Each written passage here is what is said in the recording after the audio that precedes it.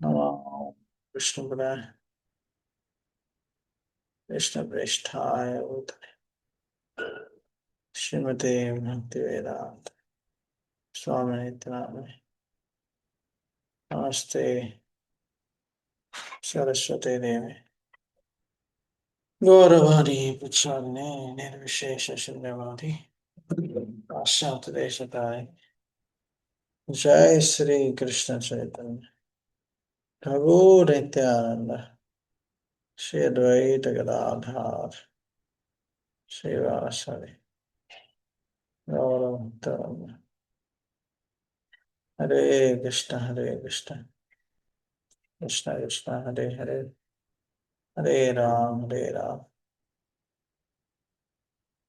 राम राम हरे हरे। కృష్ణవేణి మాతాజీ గారు, మీరు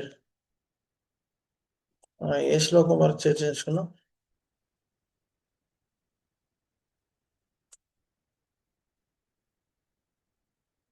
251 వరకు అయిందండి. ఓకే, ఒక్క నిమిషం.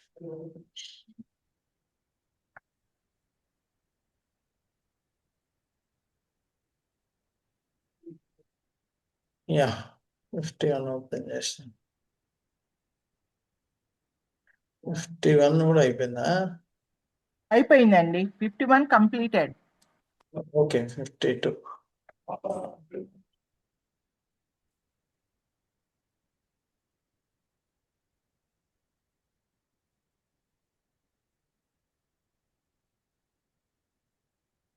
యదా తే మోహ కలిలం, చెప్పండి.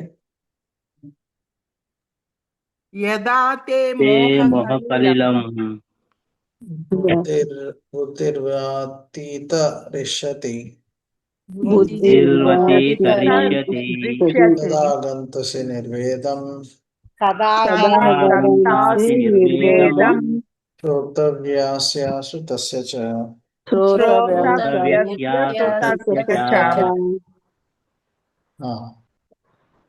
మరొకటి చదవండి.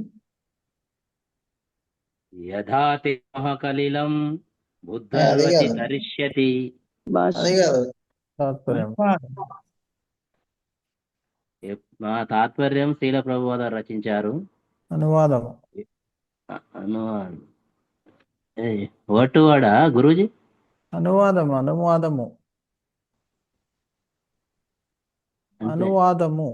ఉంది కదా ఇక్కడ. ఎప్పుడు నీ బుద్ధి మోహమును దట్టమైన అరణ్యమును దాటును. ఇది అదే భావము లేదు తాత్పర్యం అంటారు.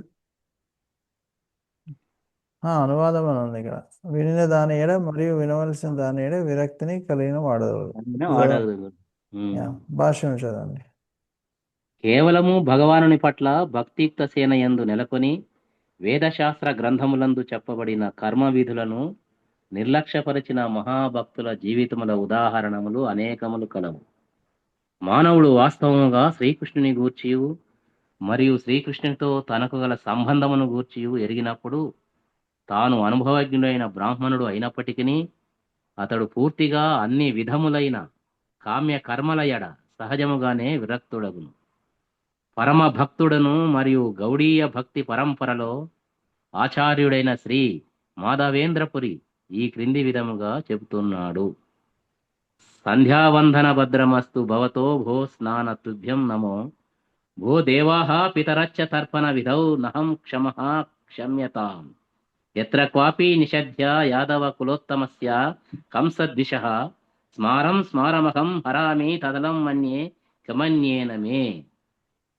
ఓ సంధ్యావందనమా, నీకు జయముగాక. ఓ స్నానమా, నేను నీకు ప్రణామములను అర్పింతును. ఓ దేవతలారా, ఓ పితృదేవతలారా, మీకు తర్పణమును అర్పింపలేని నా ఆసక్తకు నన్ను దయచేసి క్షమింపుడు. ఇప్పుడు నేనెక్కడ నిలిచి ఉన్నను? యదువంశ తిలకుడను కంస విరోధి అయిన శ్రీకృష్ణుని స్మరించుతూ సమస్త పాప బంధముల నుండి నేను విముక్తుడను కాగలను. ఇదియే నాకు చాలునని నేను భావించుతున్నాను. త్రిసంధ్యల యందును వివిధ స్థుతులను కావించుట, ప్రాతకాలమునందే స్నానము చేయుట, పితృదేవులకు తర్పణములసగుట వంటి వేద విహిత కర్మలు మరియు పద్ధతులు ప్రారంభ దశనందున్న భక్తులకు తప్పనిసరి అయినవి. కానీ ఎవరైనను పూర్తి కృష్ణ చైతన్యవంతుడై దేవాది దేవుని ప్రేమయుక్త సేవయందు నెలకొనినప్పుడు అతడు ఈ విధి విధానములన్నింటినీ నిర్లక్ష్యపరచును. ఎందుకనగా అతడు ఇదివరకే పరిపూర్ణత్వను పొంది ఉండెను. శ్రీకృష్ణ భగవానుని భక్తియుక్త సేవ ద్వారా మానవుడు ఉత్తమ అవగాహన స్థితిని పొందగలిగినచో శాస్త్ర గ్రంథములందు నిర్దేశింపబడిన వివిధములైన తపస్సులను గాని యజ్ఞములను గాని అతడు చేయనవసరం లేదు. అట్లే అతడు వేదముల ముఖ్య ఉద్దేశము శ్రీకృష్ణుని పొందుటయేనని గ్రహింపక కేవలము కర్మకాండల యందే నిమగ్నమైనచో వాటి వలన అతడు కాలమును వృధా చేసినట్లే యగును. కృష్ణ చైతన్యవంతులు శబ్ద బ్రహ్మ పరిమితులకు లేక వేదోపనిషత్తుల ఆదేశములకు అతీతులగుదురు. హరే కృష్ణ. దండావత్ ప్రణాం ప్రభు. హరే కృష్ణ. సో మనము భగవంతుడి సేవ చేస్తే అందరికీ సేవ చేసినట్టే. యథా తరోర్మూల నిషేచనైన త్రిప్యంతిత స్కంద భుజోపశాఖ ప్రాణోపహార చచేంద్రియానం తథైవ సరహారణం అచ్యుతేజ. అంటే భగవంతుడి సేవ చేస్తే అందరికి సేవ చేసినట్టే అని ఈ శ్లోకంలో చెప్తున్నారు. చెట్టు వేర్లకి నీరు వేస్తే ఆకులకి కొమ్మలకి అన్ని నీరు వెళ్తుంది కాబట్టి అలా ఇక్కడ చెప్పడం జరుగుతుంది. సో మన ఇక్కడ మాధవేంద్రపురి శ్లోకము చెప్తున్నారు. సో ఈ నియమ నిబంధనలన్నీ శాస్త్రాల్లో ఉన్నాయి. సంధ్యావందనము, దేవతలకు పితృదేవులకు తర్పణములు అర్పించడం. కానీ కృష్ణుడికి సేవ చేస్తే ఇవన్నీ ఆటోమేటిక్గా చేసినట్టే అని ఇక్కడ చెప్పడం జరుగుతుంది. ఉదాహరణకి మనం హరే కృష్ణ మంత్రం జపం చేస్తే ఎన్నో జన్మల పాపకర్మలు తొలగిపోతాయి. సో దానివల్ల నరసింహస్వామి ప్రహ్లాద్ మహారాజ్కి చెప్తారు, 21 తరాలు ముందు వెనుక అన్ని పితృలకి మోక్షం పొందడానికి భగవంతుడు అవకాశాన్ని ఇస్తారు, ఎవరైతే భగవంతుడి శుద్ధ భక్తులుగా మారుతారో. సో ఈ విధంగా భగవంతుడి సేవలో నిమగ్నం అయితే మనకే కాదు అందరికీ మంచి జరుగుతుంది. అలానే శాస్త్రాల్లో ఇవ్వబడిన ఈ వివిధ పద్ధతులన్నీ అన్నీ మనం పాటించాల్సిన అవసరం ఉండదు అలా. సో ఇంకా మన కలియుగంలో అన్నీ పాటించడం కూడా కష్టం అప్పుడప్పుడు. మనము అన్ని నియమాలు లేకపోతే శాస్త్రాల్లో చెప్పినట్టు ప్రతి ఒక్కటి కూడా చేయడము కష్టం అవ్వచ్చు, కరెక్ట్. కానీ ఇది పాటిస్తే అంటే భగవంతుడి సేవ చేస్తే అన్నీ మనం చేసినట్టే. Okay, yeah. శృతి విప్రతిపన్నా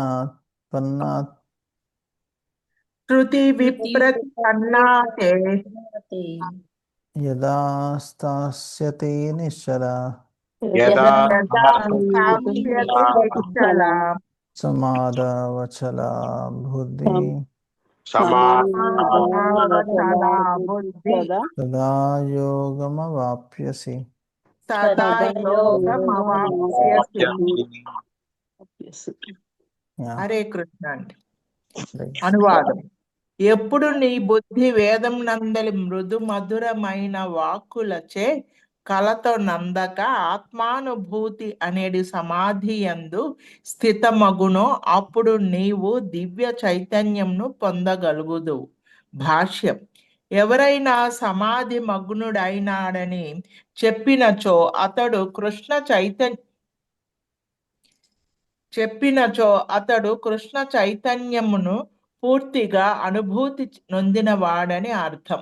అనగా సంపూర్ణ సమాధి యందు నెలకొనిన మానవుడు బ్రహ్మము, పరమాత్మ, భగవానుడు అనేది తత్వముల అనుభూతిని పొందియుండును.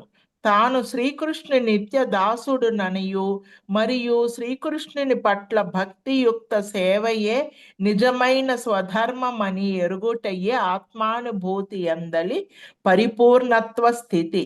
కృష్ణ చైతన్యవంతుడు లేక శుద్ధ భక్తుడు ఎన్నడును వేదముల మృదు మధురమైన వాక్కులచే ఆకర్షింపబడి స్వర్గలోకములను పొందుటకై కామ్య కర్మల యందు నెలకొనరాదు. కృష్ణ చైతన్యవంతుడు శ్రీకృష్ణునితో ప్రత్యక్ష సంబంధమును పొందును కనుక అట్టి ఆధ్యాత్మిక స్థితి యందు అతడు శ్రీకృష్ణుని ఆదేశములన్నింటినీ గ్రహింపగలుగును. అట్టి కర్మల ద్వారా అతడు తప్పక సత్ఫలితములను, నిశ్చలమైన జ్ఞానమును పొందగలుగును. దాని కొరకై అతడు శ్రీకృష్ణుని లేదా అతని ప్రతినిధి అయిన ఆధ్యాత్మిక ఆచార్యుని ఆదేశములను మాత్రమే నిర్వహింపవలసి ఉండును. హరే కృష్ణ.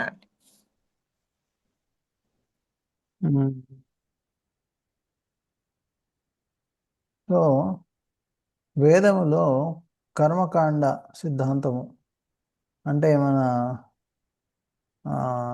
ఇంద్రియ తృప్తి కోసము భౌతిక కోరికల్ని నెరవేర్చుకోవడానికి వివిధ పద్ధతులు, యజ్ఞాలు, వివిధ దేవతల్ని సంతృప్తిపరిచి వారి వారి భౌతిక కోరికలను నెరవేర్చుకోవచ్చు. సో అయితే అది కాకుండా భగవంతుడి యొక్క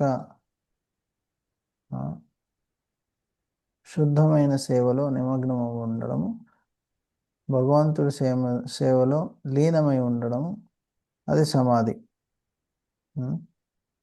సో అయితే మనము భగవంతుడు శ్రీకృష్ణుడి యొక్క నిత్య దాసుడమని తెలుసుకొని ఆయన సేవలో ఆనందాన్ని పొందుతూ అందులో లీనమై ఉండడం, అదే నిజమైన సమాధి. సో ఎందుకంటే ఈ కర్మకాండలో ఉన్న విషయాన్ని పాటిస్తే స్వర్గలోకాలకి వెళ్ళే అవకాశం ఉంది. స్వర్గలోకంలో ఎన్నో ఐశ్వర్యాలు అన్నీ ఉంటాయి, కానీ అన్నీ కూడా తాత్కాలికం, ఏది శాశ్వతం కాదు. సో తన కర్మానుసారంగా కొద్ది రోజులు అక్కడ ఉంటాడు, మళ్ళీ వెనక్కి వచ్చేస్తాడు. రైట్, స్థిరంగా అక్కడే ఉండలేడు, ఎందుకంటే స్వర్గలోకమే తాత్కాలికం. సో అదే తాత్కాలికమైన అయినప్పుడు మనం శాశ్వతంగా ఎలా ఉండగలుగుతాం? అక్కడ ఉండలేము.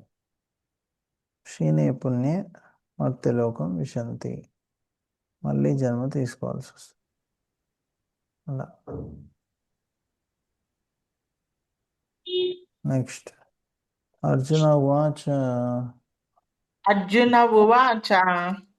ప్రజ్ఞస్య కా భాష స్థితప్రజ్ఞస్య కా భాషా సమాధిస్తస్య కేశవ సమాధిస్తస్య కేశవ స్థితధీ కిం ప్రభాషేత స్థితధీః కిం ప్రభాషేత కిం ఆసీత వ్రజేత కిం. కిమాసీత వ్రజేత కిం. హరే కృష్ణ. చదవన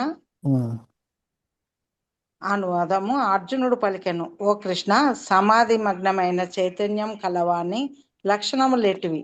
అతడు ఎట్లు భాషించును? అతని భాష ఎట్టిది? అతడు ఎట్లు కూర్చుండును, మరి ఎట్లు నడుచును? శ్రీల ప్రభుపాదుల భాష.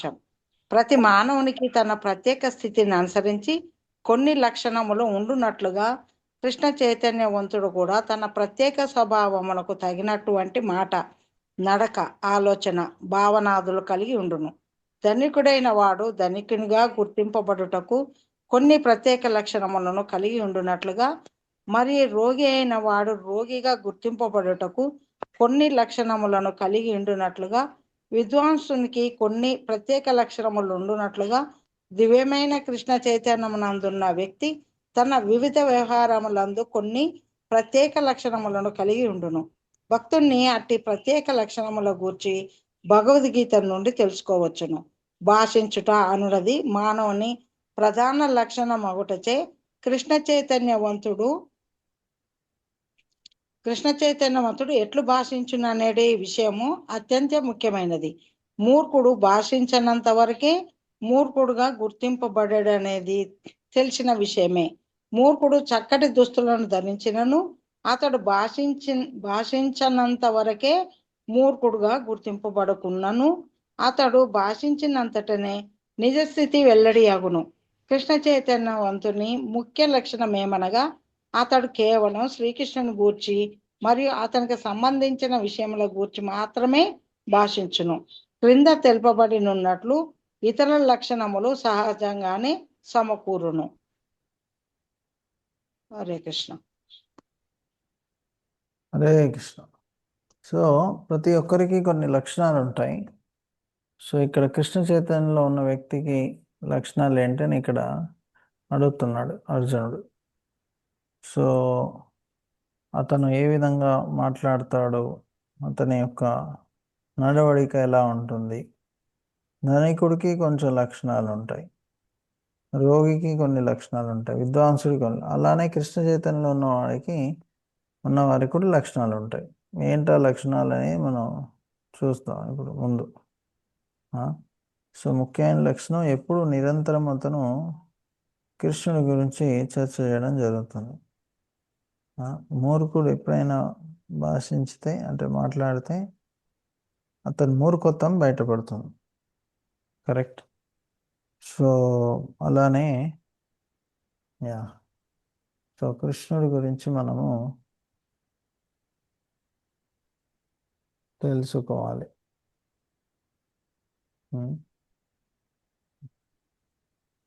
సో కృష్ణుడు భక్తుల గురించి కూడా తెలుసుకోవాలి, వారి యొక్క లక్షణాలు. దాన్ని బట్టి మనం వారిని గుర్తించగలుగుతాం. లేకపోతే ఎలా గుర్తించగలుగుతాం? గుర్తించలేం కదా. కరెక్ట్. అందుకే ఇక్కడ వారి యొక్క లక్షణాల గురించి ఇక్కడ చెప్పడం జరిగింది. కరెక్ట్. నెక్స్ట్ శ్రీ భగవాన్ వాచ ప్రజాహాతి యదా కామాన్ సర్వాన్ పార్థ మనోగతాన్ ఆత్మన్యేవాత్మన స్థితప్రజ్ఞస్తదోచ్యతే.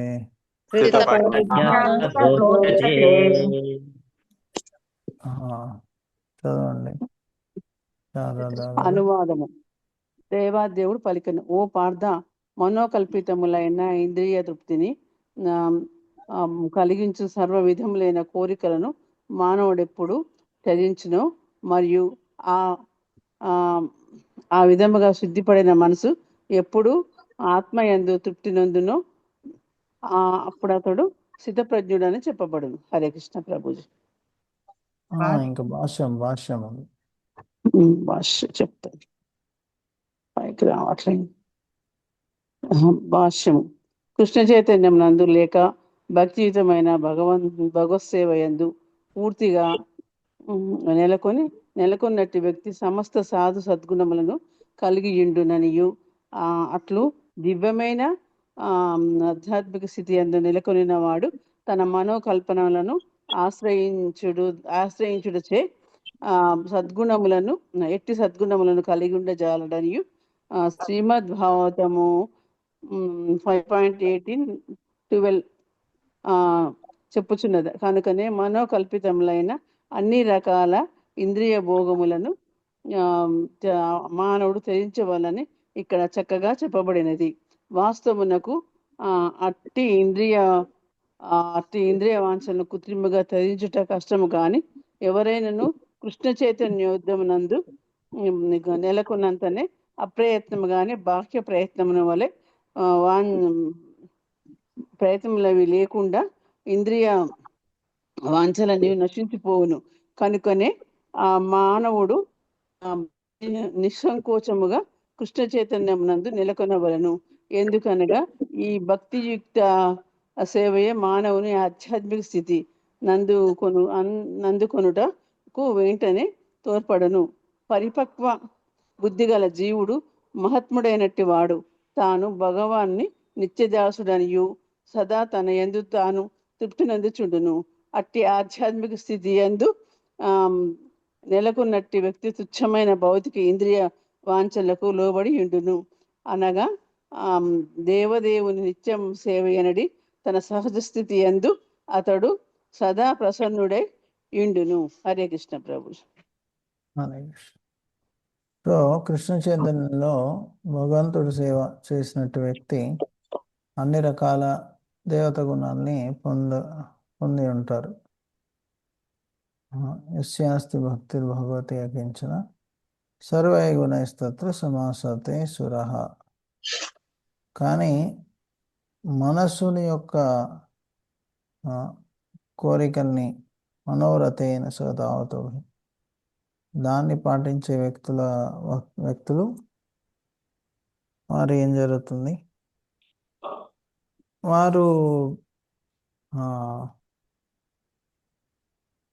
వారిలో ఏ రకమైన మంచి లక్షణాలు ఉండవు అని చెప్తున్నారు. ఎందుకు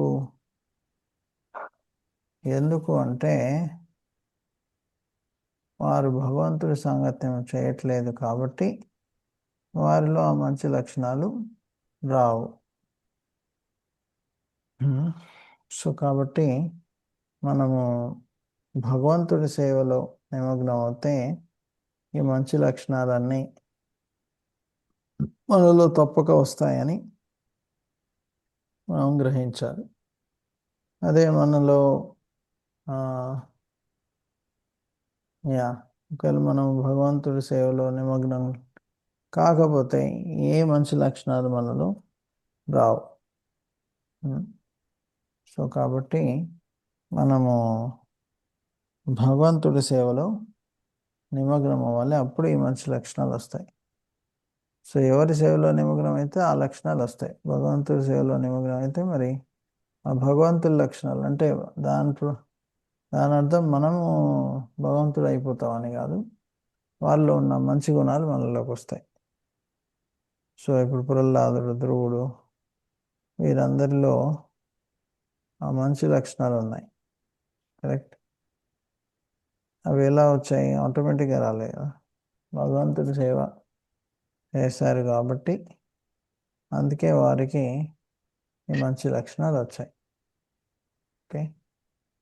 హరే కృష్ణ హరే కృష్ణ కృష్ణ కృష్ణ హరే హరే హరే రామ హరే రామ్ హరే రామ్ రామ్ రామ్ హరే హరే. సో ఇక్కడతో